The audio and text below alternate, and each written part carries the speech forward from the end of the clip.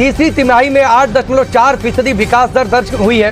6.9% अनुमान था, जिसके मुकाबले 8.4% यानी अनुमान से कहीं ज्यादा जीडीपी ग्रोथ दर्ज की गई है। क्या लगता है इंडिया ने इतनी मतलब वो इतना डेवलप्ड कंट्री बन गया है, किस तरह उन्होंने इतने अपने गोल्स अचीव किए हैं? और इस वक्त पूरी दुनिया की आईटी पर भारत का कब्जा है और भारत का ज़र मुबादला हमारा 13 अरब डॉलर है। अगर ज्यादा से ज्यादा करें, भारत के पास उनका ज़र मुबादला 600 अरब डॉलर है।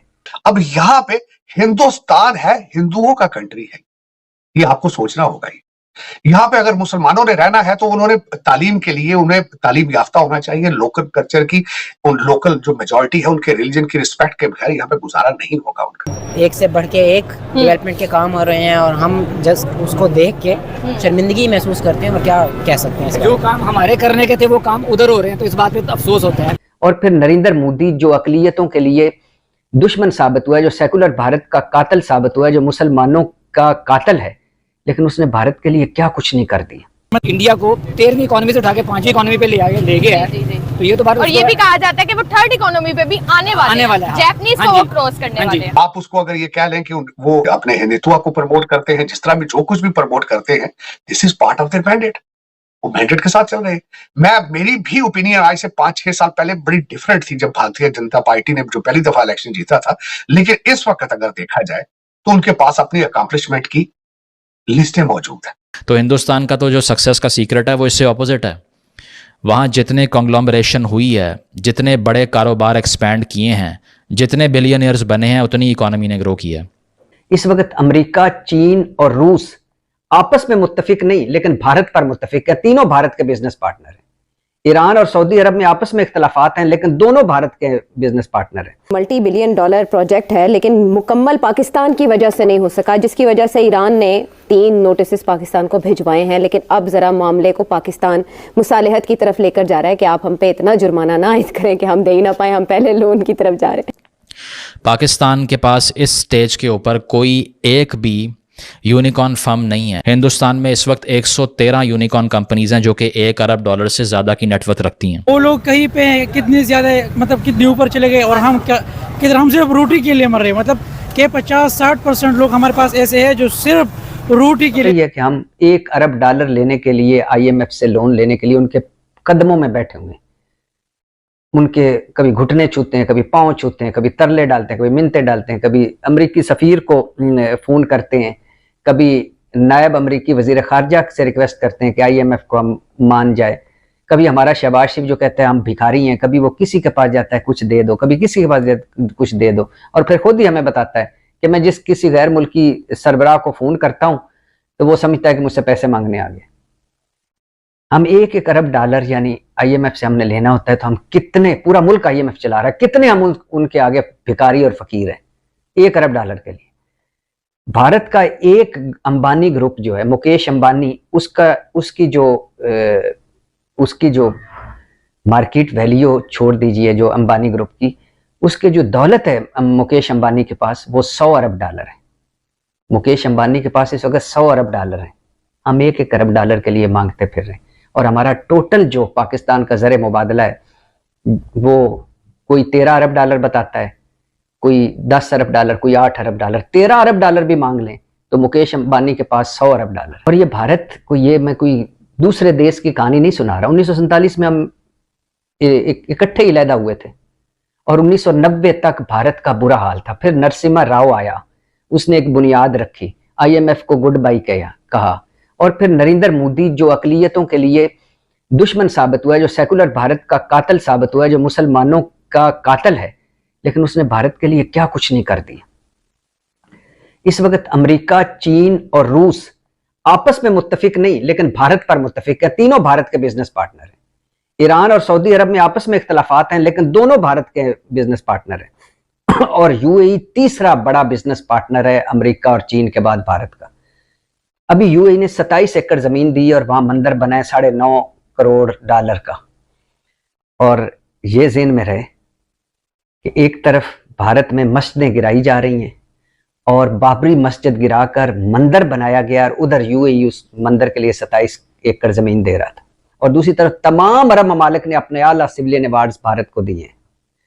और इस वक्त पूरी दुनिया की आईटी पर भारत का कब्जा है और भारत का ज़र मुबादला हमारा 13 अरब डॉलर है। अगर ज्यादा से ज्यादा करें, भारत के पास उनका ज़र मुबादला 600 अरब डॉलर है। ये मफादात की दुनिया है, जज्बात की दुनिया नहीं। हम जज्बात में रह रहे हैं, एक दूसरे को फतह किए जा रहे हैं, एक दूसरे को मार रहे हैं, आपस में ये चौधरी बने हुए एक दूसरे के। तो आप ये देखिए कि किस कदर फेवरेबल बिजनेस एनवायरनमेंट होगा कि एक मुल्क में 1870 से एक कारोबारी फर्म जो है वो डील कर रही है और ग्रो करती जा रही है। यह आपको ये बताता है कि वहाँ पॉलिटिकल इंस्टेबिलिटी का उतना मसला नहीं है जो पाकिस्तान में है, ना वहाँ पॉलिटिकल विच हंटिंग एग्जिस्ट करती है। अगर करती होती तो क्या आपको ये लगता है कि over the course of history 100 या 120 या 150 साल तक ये सर्वाइव कर पाते? अगर कर रहे हैं तो यही सबूत है कि कौन सी मार्केट पाकिस्तान में या हिंदुस्तान में ज़्यादा फेवरेबल है बिज़नेस करने के लिए। इसके साथ साथ पाकिस्तान ने इसी पीरियड में जब साउथ कोरिया ने 15 अरब डॉलर लिया था, हमने उस स्टेज पे 40 बिलियन डॉलर्स लिया था, यानी कि तकरीबन डबल से भी ज़्यादा पैसे साउथ कोरिया से पाकिस्तान ने बाय किए, लेकिन बनाया क्या? कुछ भी नहीं। उसकी वजह है कि ना हमने यूनिवर्सिटीज़ बनाई, ना हमने इंस्टीट्यूशनल डेवलपमेंट की, ना हमने पॉलिटिकल इंस्टीट्यूशंस को बेहतर किया, ना ब्यूरोक्रेटिक रिफॉर्म की, ना डीकोलोनाइजेशन की, और उस सारे पैसे को सिर्फ़ और सिर्फ हमने मिलिट्री हार्डवेयर ख़रीद के हिंदुस्तान पे धावा बोलने पे लगा दिया। और आज आप रिज़ल्ट देख लें कि अब उन पे धावा बोलने के काबिल भी नहीं रहे। अगर तो आपके पहले 5-6 डेकेड्स की फॉरेन पॉलिसी का मकसद सिर्फ ये था कि दुनिया के नक्शे से हिंदुस्तान को ख़त्म करना है, तो आज तो आप टाटा कंपनी को ख़त्म नहीं कर सकते, बाकी तो सब बहुत दूर की बात है। आज तो आप उनकी एक स्टेट के रेवेन्यू के बराबर पैसे नहीं कमा पा रहे। तो क्या ये जो हेटरेड हमने पिछली 50 साल 60 साल की पॉलिसी से लोगों के अंदर इंजेक्ट किया है, कुछ मिला इससे हमें? ये सवाल करने का क्या ये वक्त नहीं है कि जब सारे पॉलिटिशियन बैठ के लड़ रहे हैं? अब किसी के पास यहाँ पर ये प्लान है कि अगले 10 या 15 साल में किस तरह से इंटरनेशनल मार्केट में कम्पीट करना है? कोई सोच भी रहा है 2 साल से ऊपर का, या 6 महीने से ऊपर का, या 1 साल से ऊपर का, या अपनी मिनिस्ट्री से ऊपर का? तो विजन क्यों नहीं है? इसीलिए नहीं है कि इतनी पॉलिटिकल इंस्टेबिलिटी है कि हर कोई सर्वाइवल की जंग लड़ रहा है, इसके अलावा किसी को कुछ याद नहीं है। इंडिया ने इनिशियली पिछले 30-40 सालों की अगर बात करें, सिर्फ इंस्टीट्यूशनल रिफॉर्म और इंस्टीट्यूशनल डेवलपमेंट की है, और उनका और हमारा फ़र्क जो है वो आपके सामने वाजे हो चुका है कि हम कहाँ पर खड़े हैं और वो इस वक्त कहाँ पर खड़े हैं। हालाँकि अगर आप ये कहें कि हमारे बॉर्डर बहुत गलत जगह पे हैं और हम जंगों का शिकार हो जाते हैं, इसीलिए हम हिंदुस्तान का मुकाबला नहीं कर सके, तो 60s के अंदर साइनो इंडिया वॉर वहाँ भी हुई थी। चीन ने, हालांकि तमाम एनर्जीज़ नेहरू साहब की चीन से बात करने पे लग रही थी, वो चाह रहे थे कि हम चेयरमैन माओ से बात करें और एक पार्टनरशिप डेवलप करें, लेकिन उन्होंने पूछे बगैर फ्रंट खोल दिया। और जो 60s की वॉर थी हिंदुस्तान के साथ, जिसमें हिंदुस्तान को डिफीट देखना पड़ी, उसी से अयूब खान साहब ने मोटिवेशन ली कि अब जिस तरह चीन ने हिंदुस्तान को हराया, हम भी हरा सकते हैं। तो लिए पैसे अमेरिका से और फ्रंट खोल दिया, और बाद में मिला क्या? कुछ भी नहीं। ताशकंद डिक्लेरेशन साइन की और जहाँ से शुरू हुए थे वहीं आकर खड़े हो गए, हज़ारों लोगों को मरवाया, और उसके बाद में कहा कि आइंदा मैं चंद कश्मीरियों के लिए करोड़ों पाकिस्तानियों की जान ख़तरे में नहीं डालूंगा। आप नहीं डालेंगे, लेकिन आज तक जितने हुक्मरान हैं वो डाल रहे हैं। अब भी वो अभी तक उसी पॉलिसी पे गामज़न है जो कि आप छोड़ के गए थे। इसके अलावा 80s की दहाई में जब हम अमेरिका से पैसे लेके ज़िया साहब के अंडर अपनी जेब में भर के अफ़ीम वहाँ से इंपोर्ट करवा रहे थे, अफ़गानिस्तान से गालिबन, और साथ साथ क्लैशनिकोव वहाँ से आ रही थी। यहाँ पर कैंप सेट किए हुए थे रेडिकलाइजेशन के कि वहाँ जाकर जहाद करना है, अफ़गान भाइयों की मदद करनी है। असल जो मकसद था वो डॉलर कमाना था। इतनी एम्पैथेटिक नहीं है लोअर क्लासेस के लिए, इसीलिए मुल्क बर्बाद हो गया है। तो हिंदुस्तान का तो जो सक्सेस का सीक्रेट है वो इससे ऑपोजिट है। वहाँ जितने कॉन्ग्लोमरेशन हुई है, जितने बड़े कारोबार एक्सपैंड किए हैं, जितने बिलियनियर्स बने हैं, उतनी इकॉनमी ने ग्रो किया है। पाकिस्तान के पास इस स्टेज के ऊपर कोई एक भी यूनिकॉर्न फर्म नहीं है। यूनिकॉर्न फर्म क्या होती है? जो टेक्नोलॉजी कंपनी या फिर स्टार्टअप्स होते हैं जो कि मल्टीपल बिजनेस ओन करना शुरू कर देते हैं। हिंदुस्तान में इस वक्त 113 यूनिकॉर्न कंपनीज़ हैं जो कि $1 अरब से ज़्यादा की नेटवर्थ रखती हैं। पाकिस्तान में एक भी नहीं है। जो 2 से 3 बात की जाती है वो पाकिस्तानी है जो कि ओवरसीज़ हैं। इसके अलावा पाकिस्तान के अंदर एयरलिफ्ट ऐसी कंपनी थी रिसेंट हिस्ट्री के अंदर, 2022 में कहा जा रहा था कि ये पहला यूनिकॉर्न बनेगा, बंद हो गई, बैंकरप्ट हो गई। उसकी वजह यह है कि लोकल मार्केट में रेगुलेशन इतनी ज़्यादा है, हुकूमत के ऊपर डिपेंडेंस इस नौयत की है कि हर किसी को खिलाए बगैर तो आप चल नहीं सकते। आपको पता नहीं है कि मैंने लॉजिस्टिक्स अगर बुक करवाई हैं तो कल पेट्रोल का रेट क्या होगा।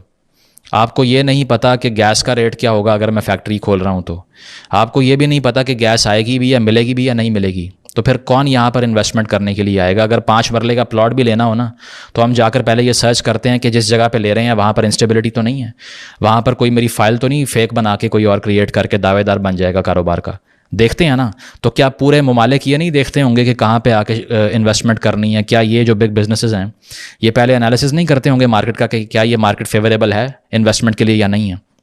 यही सूरत हाल हमारे मुल्क को दोस्तों मुझे उम्मीद है कि ये वीडियो आपको पसंद आया होगा। वीडियो पसंद है तो प्लीज़ हमारे YouTube चैनल को जरूर सब्सक्राइब कीजिए।